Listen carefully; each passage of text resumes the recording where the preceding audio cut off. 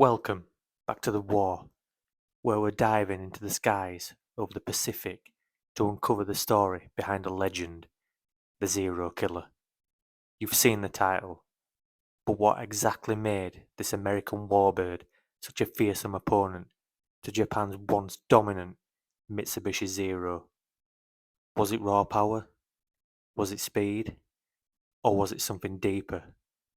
A strategic advantage that tipped the balance of air supremacy in the Pacific theatre.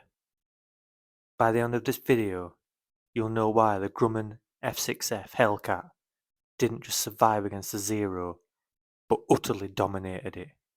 And maybe, just maybe, you'll come to see the Hellcat as more than just a fighter plane.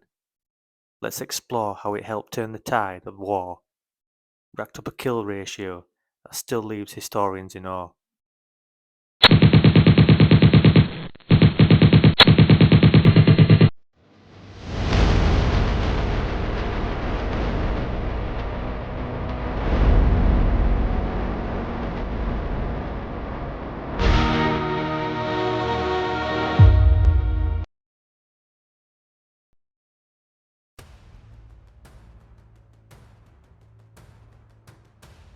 To understand why the Hellcat became the Zero Killer, we need to go back to the early days of the Pacific War. The Mitsubishi A6M Zero was the terror of the skies, faster, more manoeuvrable, and deadly in a dogfight. It outclassed everything the US Navy had. With superior speed and agility, the Zero wreaked havoc in battles like Pearl Harbor and the early campaigns of the Pacific. The US were caught off guard. American fighters like the F4F Wildcat were decent, but they couldn't match the sheer ferocity of the Zero. Something had to change.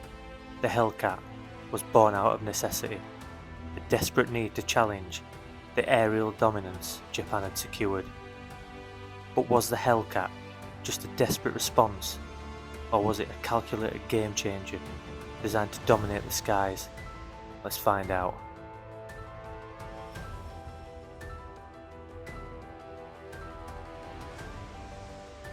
Enter the Grumman F6F Hellcat. Developed in record time, this plane wasn't about being flashy, it was about being effective. Unlike the sleek and nimble Zero, the Hellcat was bulky, rugged, and built to withstand punishment.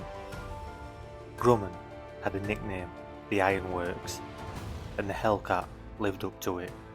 It wasn't just fast, it was a flying tank. Armed with 6 50 caliber machine guns and reinforced with armour, the Hellcat wasn't just built to engage the enemy, it was built to survive.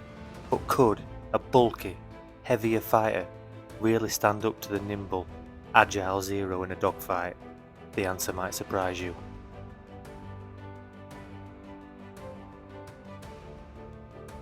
You see, it wasn't just about agility. The Hellcat had a secret weapon, raw power. Its Pratt & Whitney R2800 engine delivered over 2,000 horsepower, giving it superior speed and climb rate. The Hellcat could dive faster than the Zero, outmaneuver it at higher speeds, and most importantly, it could take a hit. The Zero, on the other hand, was fragile. A few well-placed rounds and it would disintegrate. The Hellcat capitalised on the Zero's weaknesses, using speed and durability to its advantage. And in the right hands, this plane became a terror in the skies. But what happens when a Hellcat meets a Zero in combat? Let's dive into the epic dogfights that will decide the fate of the Pacific.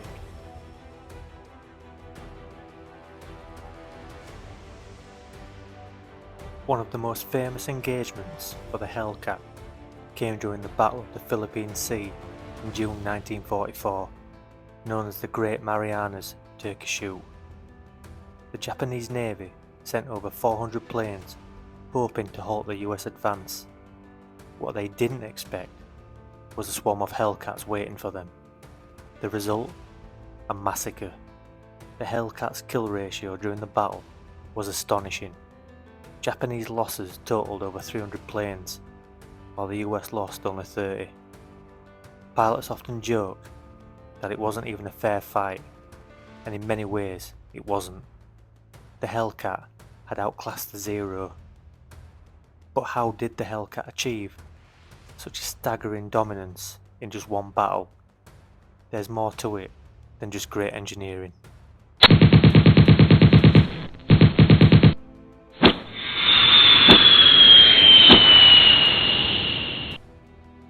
The Hellcat became famous for creating aces, pilots who shot down 5 or more enemy aircraft.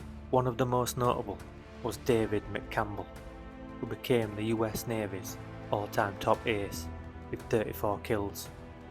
On October 24, 1944, during the Battle of Leyte Gulf, McCampbell shot down 9 Japanese planes in a single day, a record that still stands today. McCampbell's story is one for the history books. How did he do it?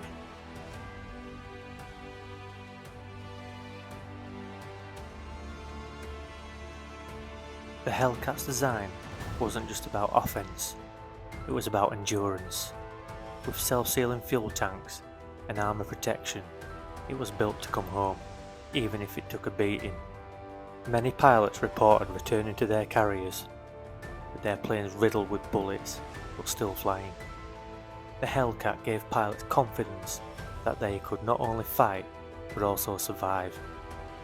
But what really set the Hellcat apart wasn't just durability, it was how it revolutionised the air war over the Pacific. Let's dig into that.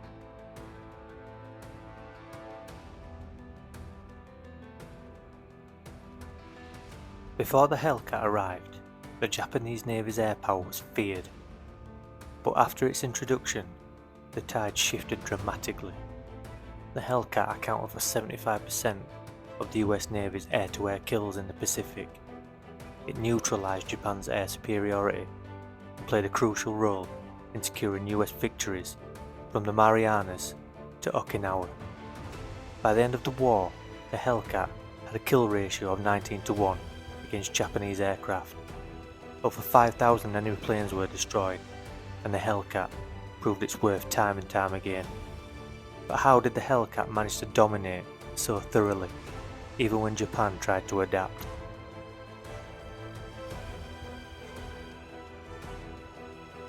As the war came to a close, the Hellcat's place in history was secured.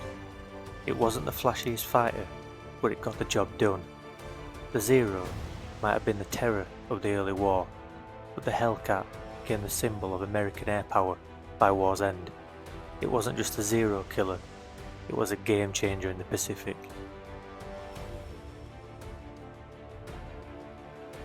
The Hellcat wasn't just another plane, it was a plane that helped turn the tide of the Pacific War. The once untouchable Zero met its match, and by the end of the conflict, the skies belonged to the Hellcat. So next time you hear about the great fighters of World War II, remember the unsung hero that quietly racked up one of the most impressive records in aviation history.